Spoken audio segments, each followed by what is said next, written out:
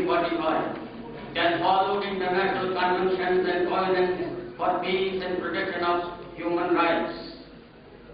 It has stood for human rights is the chief anchor of a civilized and stable society. The right to the life of the group is an essential condition for the enjoyment of other rights, unquote. There is a plethora of rights, the enjoyment of which lends meaning and grace to life. Some of these are right to live with a new teaching program on golden hour resuscitation. Basically, golden hour resuscitation concept came when an injured, wherever it is injured, whether it is a bomb blast, whether it is a grenade attack, whether it is a bullet injury, whether it is a road traffic accident. So once a person is injured, he has to be shifted to a hospital. And mostly when he was shifted to a hospital, doctors found that he was dead calm. And after 2 hours the patient died. Now the research started that if somebody has suffered, if somebody with little bit of knowledge, without equipment, with little knowledge, if he does something, so he can gain time to make the patient reach hospital so that his life could be saved, his arm could be saved, and his limbs could be saved, provided a few tips were taken into consideration. So, because of the security challenges here, this is another challenge we are facing, that every day we are having bomb blasts, major injuries and other things. So, we developed a program so that if within 1 hour, a resuscitative measures, if all of us initiate and start, then only we can gain time so that the patient injured, he may be anybody, he may be me, you, or any of our relatives, or any of our police personnel who is mostly injured, so that they reach in time. Dr. Bhushan from Department of Anesthesia, Government Medical College, Jammu. And what is the aim of this teaching program? This is to decrease the number of brought deaths to the hospital and to improve the outcome of human resource after the disaster. And the basic aim is to impart the scientific knowledge about the disasters. So, thing is that nothing is impossible if we determine to do it. So, we have to determine ourselves to do a sort of a thing, because the things which I am going to teach you is you need some determination, you need some courage to do all those things. So, a determination is required. So, this is a militant attack in the assembly, our assembly attack. Terrorist attack at the World Trade Center. I will go very quickly. The train accidents you can accommodate. We have to go on the society to help these victims out. Here, but in the geographical section is taken, the Jammu Kashmir has a zone 5, the highest zone. And see, this is a red, and see J&K in the red zone. You can see it. So, see, the volunteers are shifting, they are doing their job very nicely, shifting the patient to the hospital.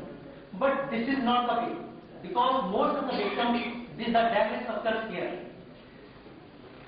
Because of the injury of the spinal cord, rotation, fractures, and if you shift the patient like that, the great second family is there.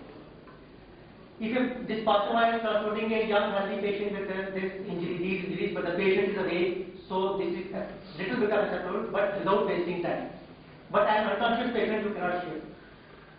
So these are the hopes we are now. I had actually made this program for the police department, but because police used to reach first at the accident site, but accident site can happen at any person, anybody. You can be at the accident site. So, you can be equally responsible. Like, we don't expect police to be responsible, we want everybody to be responsible for that. And any knowledgeable person can gather that information. Our police was not oriented to this job, so let's keep that.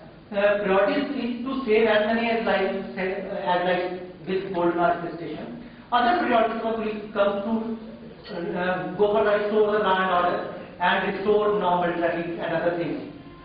So, what you have to keep in mind is to organize as a team, set goals to save as many lives as possible, reach disaster site as early as possible. So run. Even if you have to run to the disaster site, you must run. You must not waste time.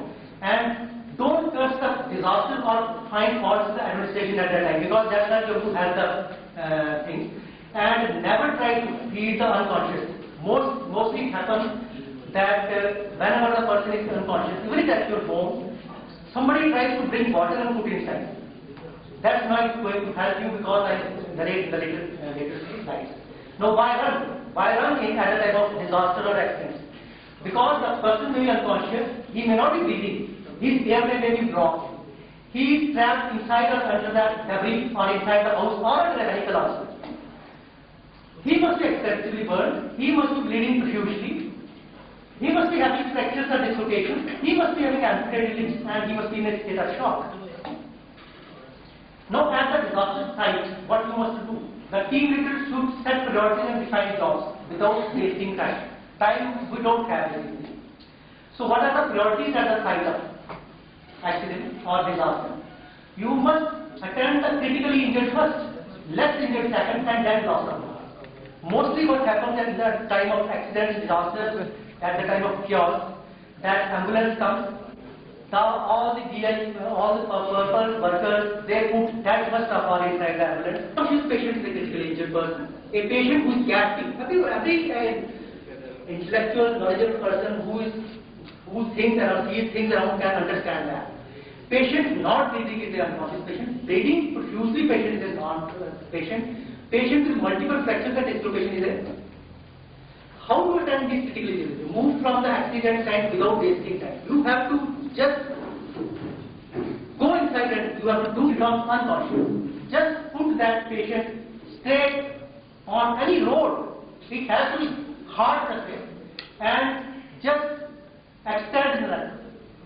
We are worried about unconsciousness because everybody, anytime a patient becomes unconscious, there is a panic amongst, and that's children also.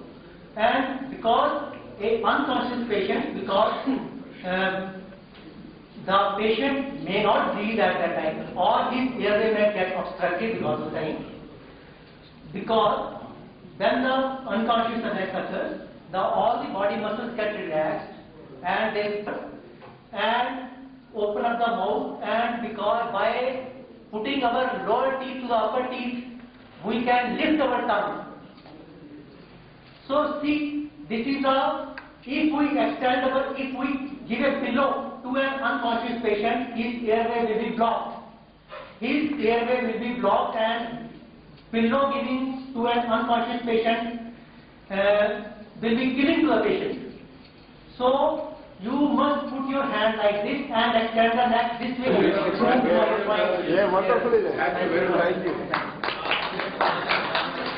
Era that Kashmiri separatist movement took recourse to violent upsurge since late 1980s. Although Kashmir had witnessed politics and separatism earlier, it generally manifested itself in the form of hartals and demonstrations. If one wants to understand the growth of militancy in Kashmir, it is both spontaneous as well as a result of some external planning. The Indian state's denial of basic democratic rights alienated them from the Indian nation. These young men started an armed struggle. In order to deal with the situation, security forces used military methods, and this gave rise to war-like situation in which life, honor, property and dignity of the people